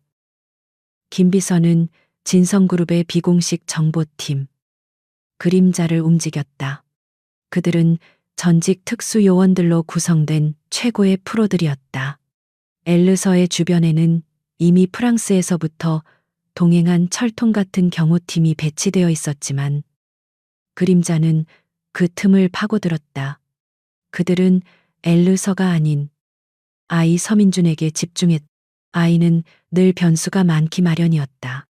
그리고 기회는 예상보다 빨리 찾아왔다. 그날 오후 엘르는 민준을 데리고 서울숲 근처의 한 아이스크림 가게에 들렀다. 기자회견의 성공을 자축하는 작은 휴식이었다. 민준은 초콜릿 아이스크림을 먹으며 신나게 제잘거렸다. 엘르의 경호원들이 가게 안팎을 경계했지만 그들의 시선은 엘르에게 고정되어 있었다. 민준이 아이스크림을 먹다 말고 테이블 위 냅킨에 입을 닫고는 그걸 바닥에 떨어뜨렸다. 엄마, 휴지 떨어졌어요. 괜찮아. 아들, 여기 새 거 있어. 엘르가 새 냅킨을 뽑아주는 사이 옆 테이블에서 연인 행세를 하던 그림자 요원 한 명이 몸을 숙여 자신의 신발끈을 묶는 척하며 민준이 떨어뜨린 냅킨을 순식간에 집어들었다. 모든 것은 1초도 안 되는 사이에 일어났다. 요원은 자연스럽게 일어나 가게를 나갔고 즉시 대기 중이던 차량에 탑승해 유전자 검사 샘플을 국내 최고 법의학 연구소에 비공식 라인으로 전달했다. 강태민은 회장실에서 초조하게 결과를 기다렸다. U3 프로젝트 관련 긴급 임원 회의가 열렸지만 그는 단 한마디도 집중할 수 없었다. 회장님 바그 측의 공세가 너무 거셉니다. 여론이 완전히 돌아섰습니다. 우리도 대응책을. 한 임원이 목소리를 높였지만 태민의 귀에는 들리지 않았다. 그는 오직 전화벨이 울리기만을 기다렸다. 그의 이런 모습에 아내 박서연은 불안감을 느꼈다. 태민 씨, 요즘 왜 이래요? 그 여자 때문이에요. 하지만 태민은 그녀를 차갑게 밀어낼 뿐이었다. 해가 질 무렵 마침내 김 비서가 회장실로 들어왔다. 그의 손에는 얇은 서류 봉투 하나가 들려 있었다. 그의 표정은 그 어떤 감정도 읽을 수 없었지만 태민은 그것이 폭풍의 전조임을 직감했다. 태민은 떨리는 손으로 봉투를 받아들었다. 서류 한 장, 그리고 그 위에 적힌 숫자. 친자관계 확률 99, 9997%. 부부 강태민 추정. 자즈 서민준. 부자 관계 성립. 세상이 무너지는 듯한 충격이었다. 아니, 무너지는 것이 아니라 뒤집어지는 것이었다. 그것은 기쁨이나 안도가 아니었다. 그것은 배신감이었다. 온몸에 피가 얼어붙었다가 순식간에 끓어오르는 용암처럼 변했다. 내 아들, 정말로 내 아들이었다. 그런데 서유진은, 아니, 그보다 더 근본적인 질문. 6년 전, 그 의사, 그리고 어머니, 태민의 머릿속에서 모든 조각이 맞춰지기 시작했다. 그는 서류를 쥔 채 그대로 회장실을 뛰쳐나갔다. 회장님, 어디 가십니까? 김 비서가 외쳤지만 그는 들리지 않았다. 그는 운전기사도 없이 직접 차를 몰아 청운각 유 여사가 거주하는 본가로 향했다. 그는 미친 사람처럼 차를 몰았다. 분노가 시야를 가렸지만 단 하나의 목표만이 선명했다. 진실, 그 지옥 같은 진실을 확인해야 했다. 청운각의 육중한 문이 열리고 태민은 차에서 내리자마자 집사들의 인사를 무시한 채 안으로 뛰어들어갔다.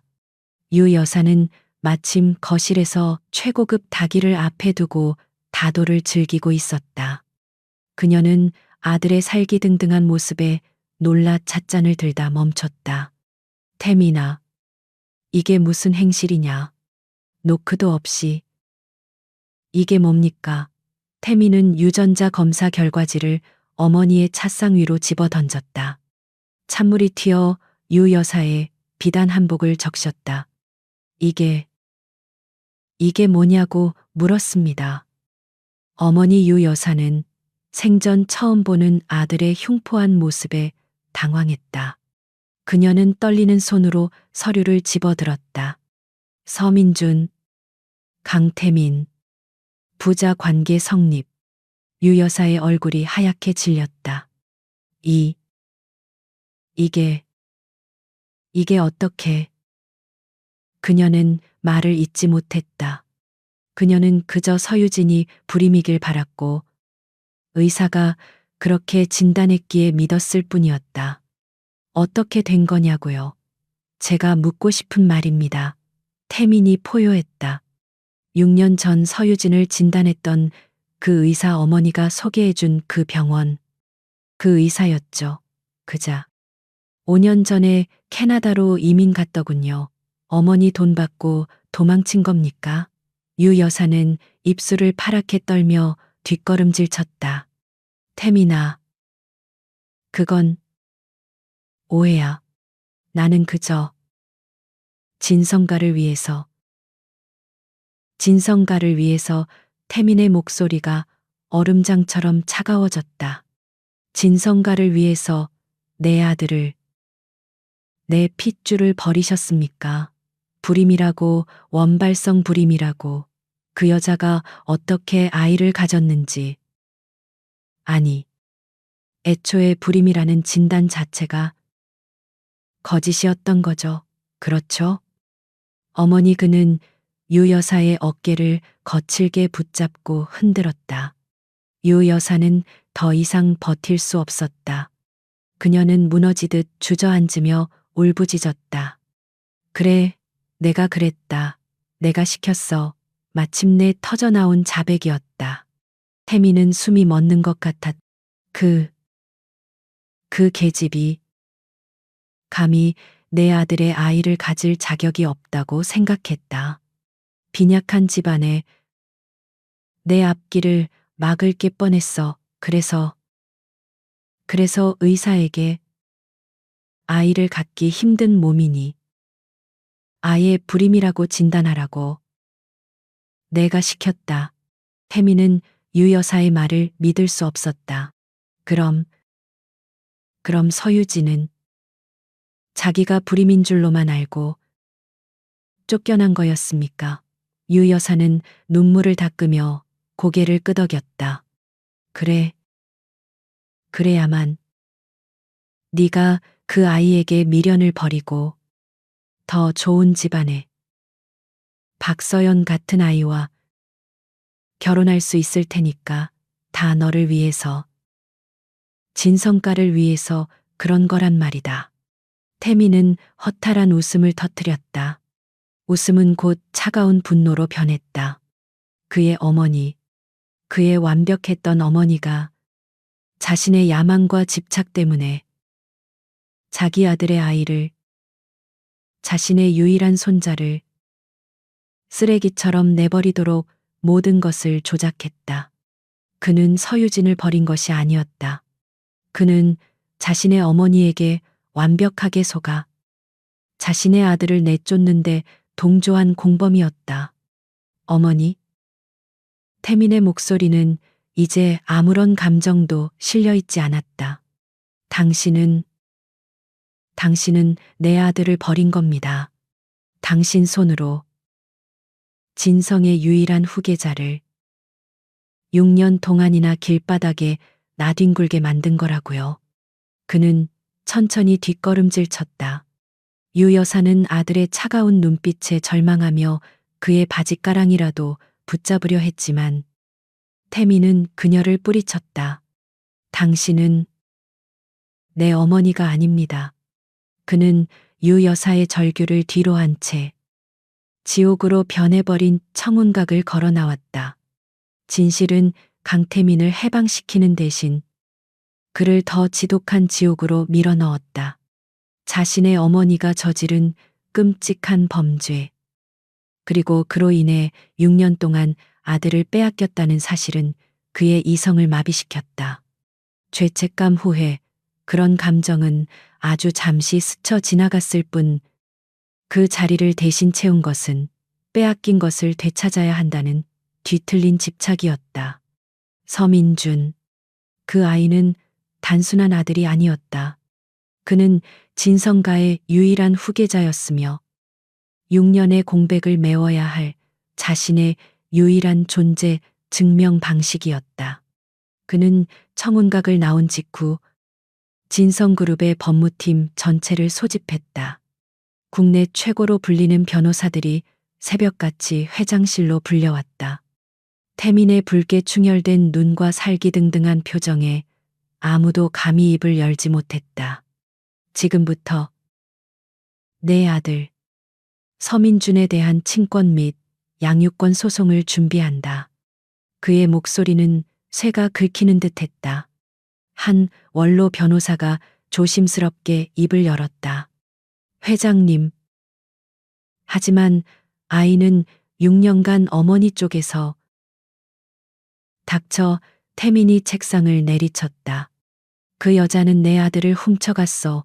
6년간 나를 속이고 아들을 빼돌려 숨겨왔다고. 나는 피해자야. 피해자가 내 아들을 되찾겠다는데 무슨 문제가 있지. 그의 논리는 완벽하게 왜곡되어 있었다. 그는 어머니의 죄를 엘르서의 기만으로 덮어씌웠다.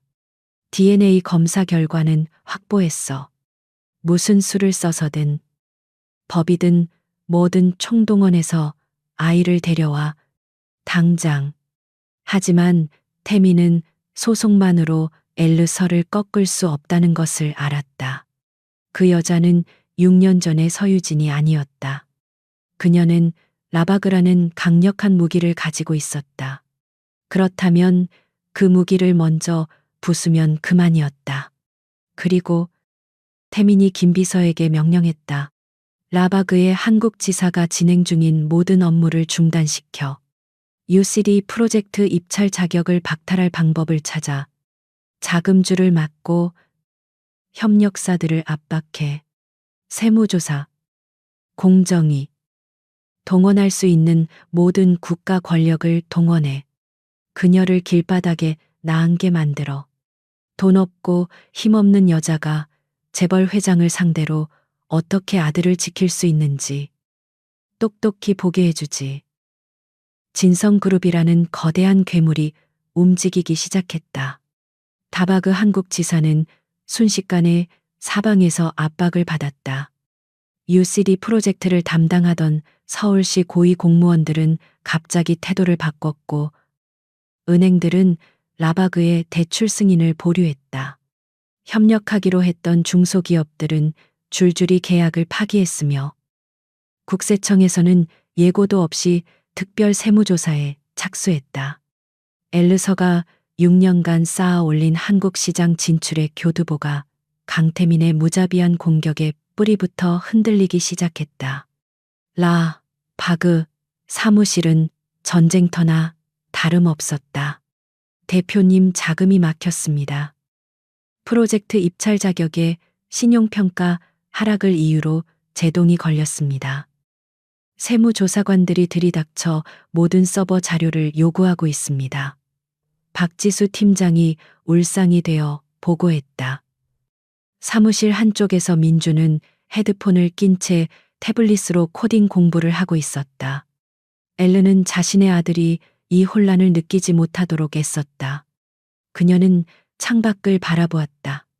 강태민이 드디어 본색을 드러냈다. 지수 팀장. 엘르가 조용히 불렀다.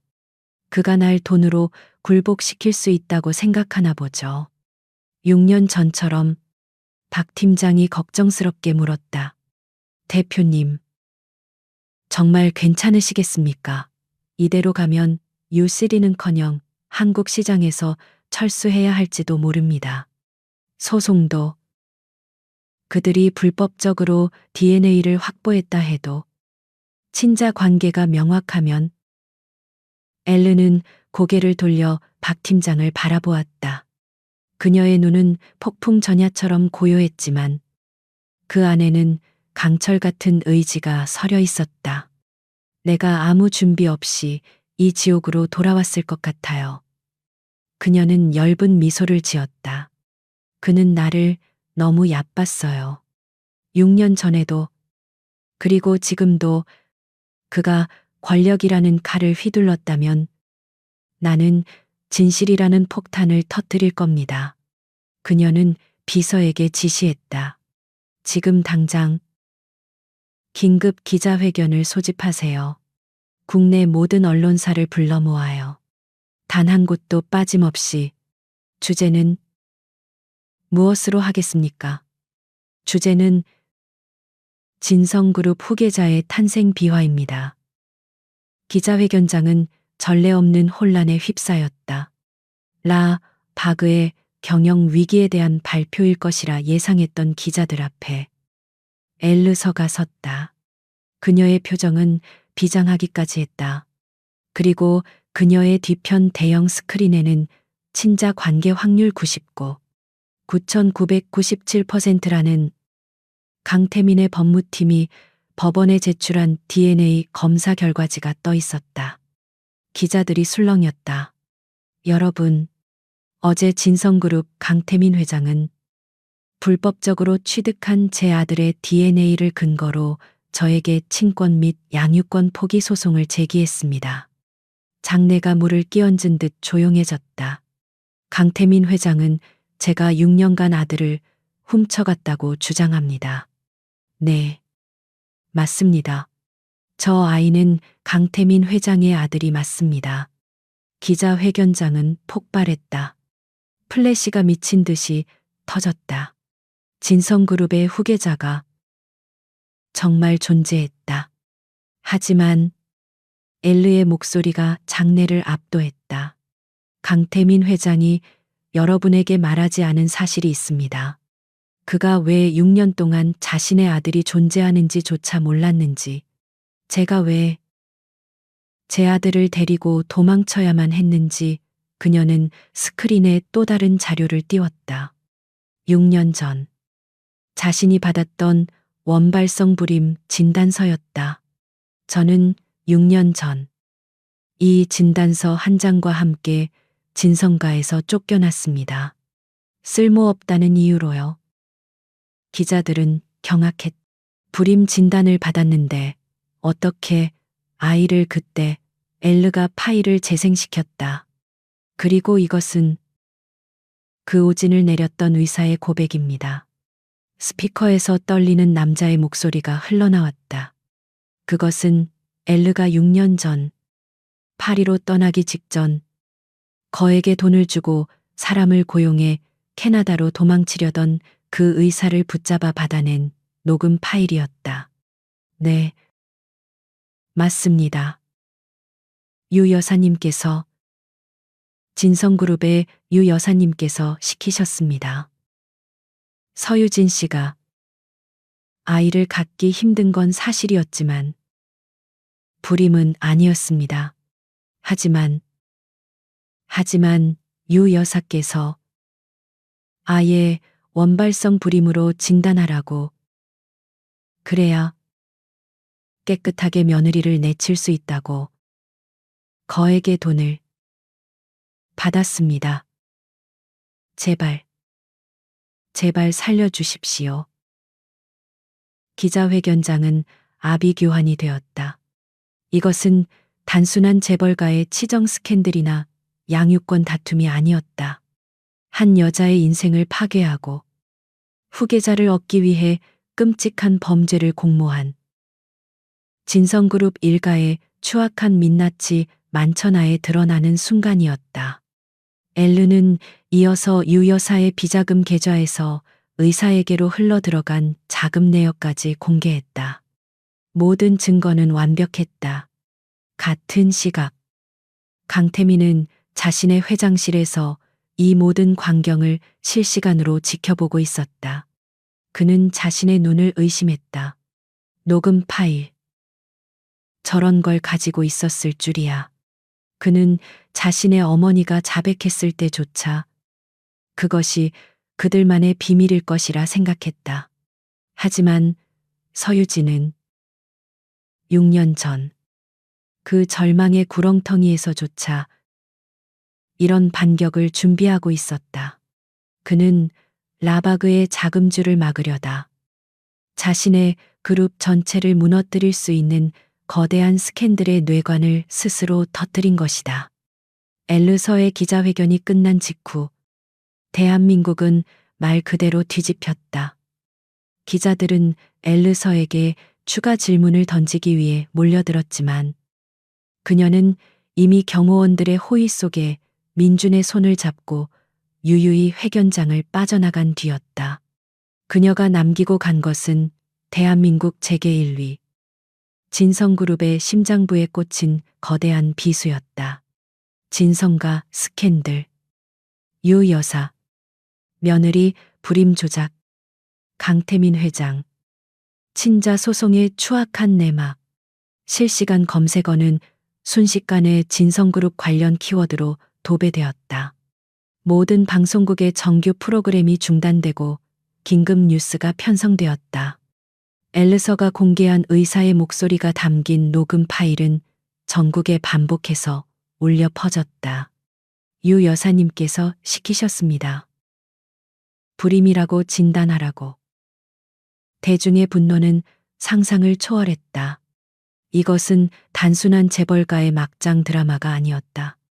한 여성을 아이 낳는 기계로 취급하고 쓸모 없어지자 범죄까지 저지르며 내쫓고 6년 후에는 그 아들을 빼앗기 위해 다시 권력으로 짓밟으려 한 반인륜적인 범죄였다. 진성그룹 불매운동. 유 여사를 당장 구속하라. 강태민은 경영 일선에서 물러나라.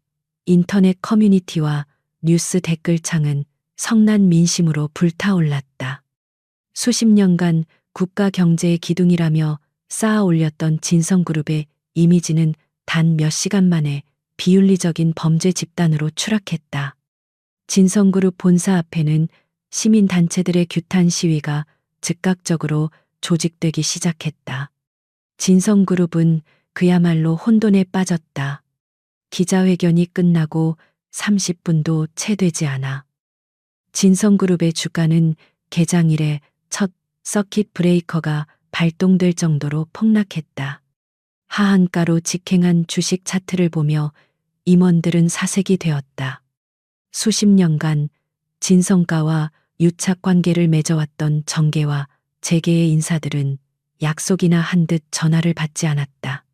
그들은 진성이라는 침몰하는 배에서 가장 먼저 뛰어내리고 있었다. 강태민이 사활을 걸었던 U3 프로젝트는 말할 것도 없었다. 서울시는 긴급 브리핑을 열어 파트너사의 심각한 윤리적 결함이 발견되어 진성그룹 컨소시엄의 입찰 자격을 즉시 박탈한다고 공식 발표했다. 강태민이 엘르서를 짓밟기 위해 동원했던 모든 압력이 이제 부메랑이 되어 그의 목을 조이고 있었다. 그는 회장실에 홀로 앉아 꺼버린 TV 화면에 비친 자신의 텅 빈 얼굴을 바라보고 있었다. 그는 김 비서를 불렀다. 어머니는 어떻게 됐어? 김 비서는 차마 고개를 들지 못했다. 청운각은 기자들로 완전히 포위되었습니다. 그리고 검찰에서 즉각 수사에 착수. 유 여사님께 출국 금지 조치 및 의료법 위반, 업무상 배임, 증거 조작 교사 혐의로 소환을 통보했습니다. 강태민은 허탈하게 웃었다. 그가 그토록 지키려 했던 진성가는 그의 어머니 자신의 손에 의해 무너져 내렸다. 그리고 또 다른 폭풍이 그를 기다리고 있었다. 그의 아내 박서연이었다. 그녀는 청담동의 최고급 빌라에서 남편과 시어머니가 저지른 짓을 뉴스를 통해 보고 있었다. 그녀는 그제야 모든 것을 깨달았다. 지난 3년간 아이를 갖지 못한다고 자신을 압박하던 유 여사의 눈빛, 그리고 자신을 그저 필요한 도구로만 대하던 강태민의 냉담함. 그녀는 서유진의 대체품. 그 이상도 이하도 아니었다. 그녀는 진성가의 또 다른 피해자였지만 동시에 서유진의 불행 위에 자신의 행복을 쌓으려 했던 공범이기도 했다. 그녀의 자존심은 산산조각 났다. 그녀는 더 이상 이 추악한 연극의 조연으로 남아있을 생각이 없었다. 그녀는 즉시 아버지, 즉 국내 최대 로펌의 대표 변호사에게 전화를 걸었다. 아버지, 저 이혼하겠어요. 그리고 진성그룹과의 모든 법률 자문 계약을 당장 파기하세요. 이 배는 가라앉을 거예요. 그녀의 아버지는 사태의 심각성을 즉각 파악했다. 다음 날 아침, 신문 일면은 또 하나의 충격적인 소식으로 채워졌다. 박서연 씨, 강태민 회장 상대로 이혼 소송 제기. 그리고 국내 최대 로펌 오 진성그룹과 30년 자문 계약 전격 파기. 이것은 단순한 이혼이 아니었다. 진성그룹의 법률 방패가 사라졌음을 의미했다. 설상가상으로 박서연 측 변호인은 박서연 씨 역시 강 회장의 비이성적인 집착과 폭력적인 언행의 피해자라며 강태민이 엘르서를 압박하기 위해 불법적인 DNA 채취를 지시하고 은행과 국세청을 동원한 정황을 추가로 언론에 흘렸다. 진성그룹의 이사회는 더 이상 좌시할 수 없었다. 주가 폭락으로 인한 손실은 천문학적인 액수에 달했고 해외 투자자들은 맹렬하게 항의 서한을 보내왔다. 그룹의 존폐가 달린 문제였다. 긴급 이사회가 소집되었다. 강태민은 붉게 충혈된 눈으로 회의실에 들어섰다. 하지만 그를 맞이하는 것은 늘 그에게 복종하던 임원들의 굴종이 아닌 얼음장처럼 차가운 경멸의 시선이었다. 회의를 주재한 것은 진성그룹의 창립 공신이자 이대 주주인 백부 회장이었다. 그는 유 여사의 그늘에 가려져 있던 인물이었지만 지금은 회사를 구할 유일한 사람이었다. 백 부회장이 침통한 표정으로 입을 열었다. 여러분, 진성그룹은 창사 이래 최대의 위기를 맞았습니다. 그리고 이 위기는 외부가 아닌 우리 내부 총수 일가의 도덕적 해이에서 비롯되었습니다. 강태민이 책상을 내리치려 했지만 백 부회장의 목소리가 더 빨랐다. 강태민 회장, 당신은 회장으로서 그룹을 보호하기는커녕 사적인 감정과 복수심으로 그룹 전체를 나락으로 떨어뜨렸습니다. 유 여사님은 말할 것도 없고요. 우리는 주주들을 위해, 수만 명의 직원을 위해 결단을 내려야 합니다. 그는 옆에 변호사에게 고갯짓했다. 변호사가 일어나 안건을 낭독했다. 현 시간부로 진성그룹 이사회는 강태민 회장의 직무 수행이 불가능하다고 판단. 회장직 해임 및 모든 경영 일선에서의 배제를 요구하는 긴급 동의안을 발의합니다. 또한 유 여사의 명예, 이사장직을 포함한 그룹 내 모든 직위와 영향력을 즉시 박탈할 것을 결의합니다. 강태민은 자신의 귀를 의심했다. 감히 당신들이 누군데 이 회사는 내 아버지 거고 내 거야, 그가 소리쳤지만 아무도 동요하지 않았다. 백 부회장이 차갑게 말했다. 틀렸습니다. 강 회장, 이 회사는 주주들과 직원들의 것입니다. 당신 가족의 장난감이 아닙니다. 표결을 진행하겠습니다. 표결은 만장일치였다. 강태민이 직접 앉혔던 이사들조차 등을 돌렸다. 그들은 자신의 생존을 위해 강태민이라는 꼬리를 잘라내기로 결정한 것이다. 무효야, 이 표결은 무효야. 태민이 절규했지만 보안 요원들이 그의 양팔을 잡았다. 회장님, 아니, 강태민 씨, 이제 당신은 이 건물의 그 누구도 아닙니다. 당장 퇴거해 주십시오. 강태민은 짐승처럼 끌려나갔다.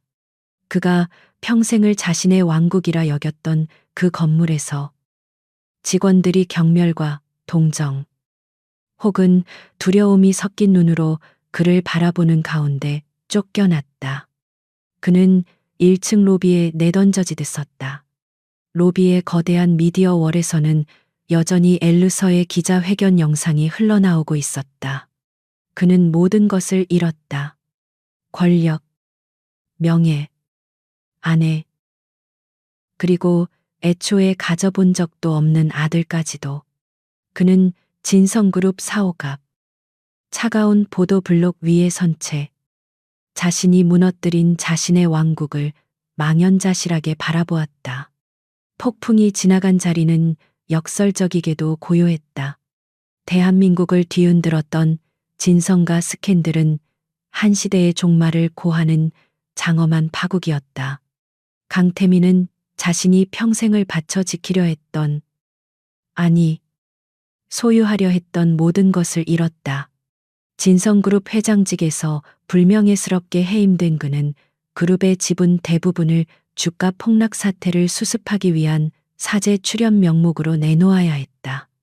그가 머물던 청운각과 한남동 저택은 모두 압류되었고 그는 한순간에 빈털털이 신세가 되었다.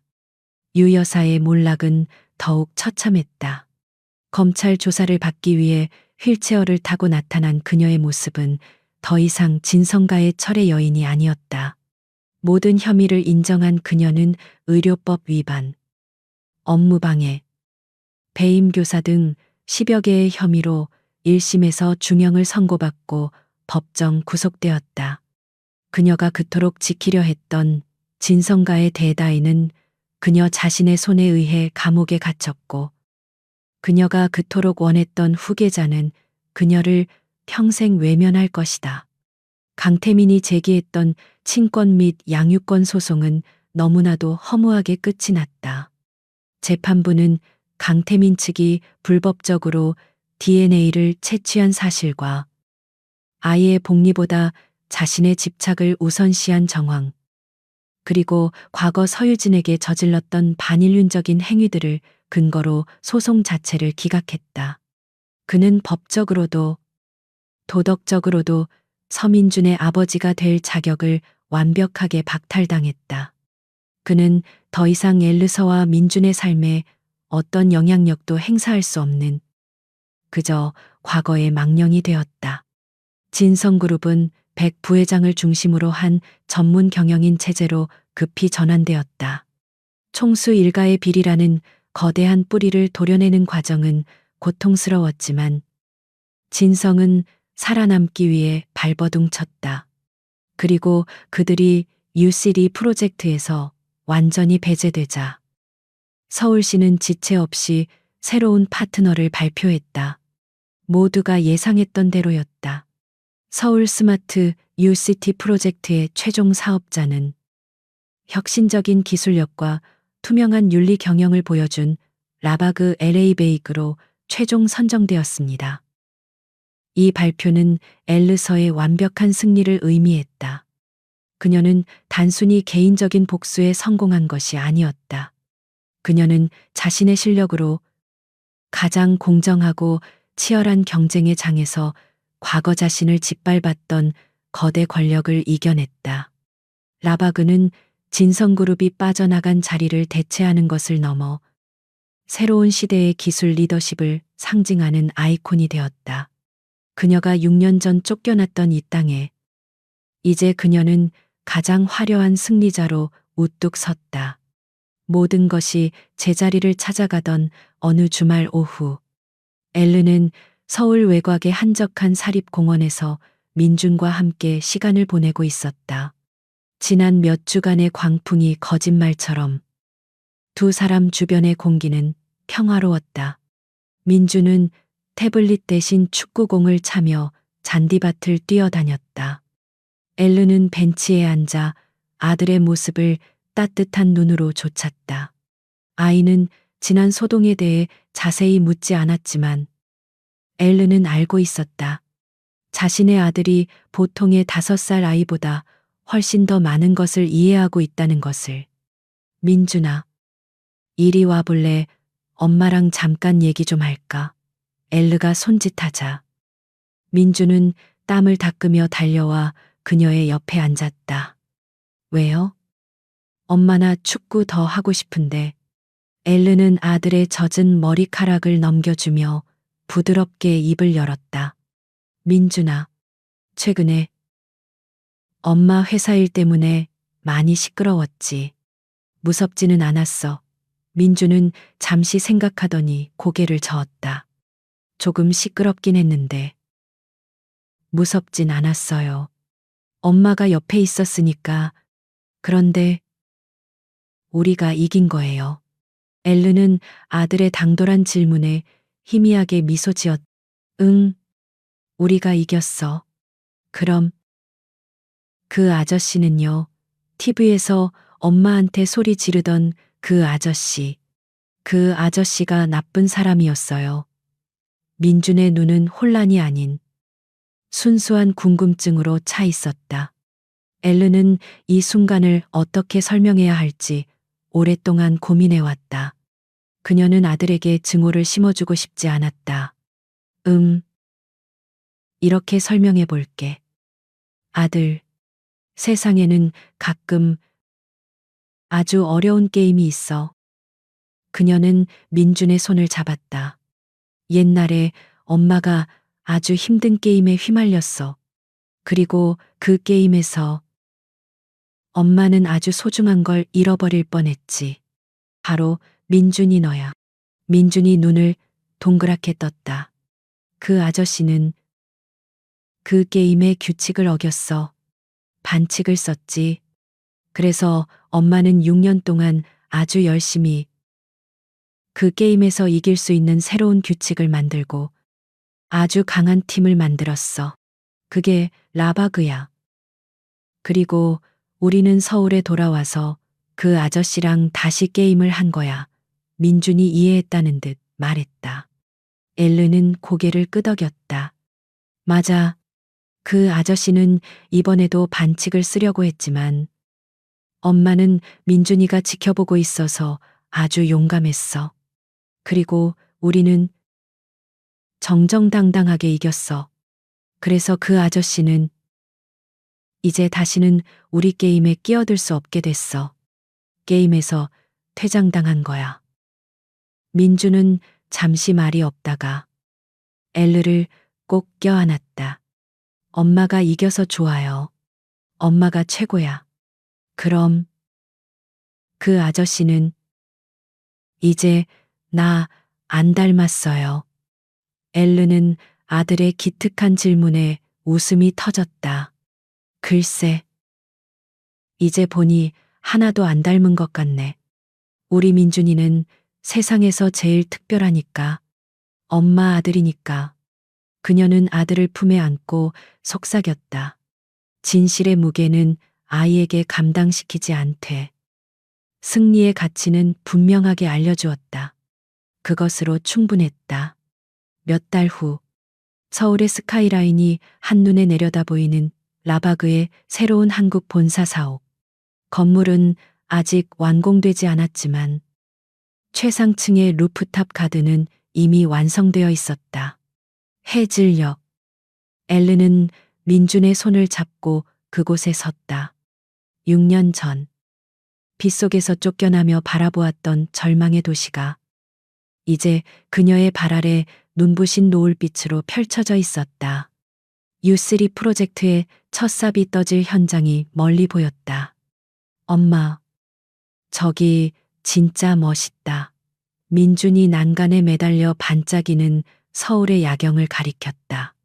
엘르는 차가운 바람에 머리카락을 날리며 아들의 작은 어깨를 감싸 안았다. 그녀의 삶은 불임진단과 함께 끝나는 듯했다. 하지만 절망의 잿더미 속에서 기적처럼 싹튼 생명은 그녀를 다시 일어서게 만들었다. 강태민과 유 여사는 그녀에게서 모든 것을 빼앗으려 했지만 오히려 그녀에게 가장 강력한 무기인 어머니라는 이름을 선물했다. 그녀는 더 이상 진성가의 며느리 서유진이 아니었다. 그녀는 라바그의 CEO 엘르서였고 서민준의 엄마였다. 민준아. 그녀가 도시를 바라보며 말했다. 저 도시가 이제 엄마랑 민준이가 함께 만들어갈 새로운 놀이터야. 아주 멋지고 아무도 반칙하지 않는 그런 곳으로 만들 거야. 민준은 엄마의 얼굴을 올려다보며 환하게 웃었다. 엘르는 아들의 손을 꼭 잡았다.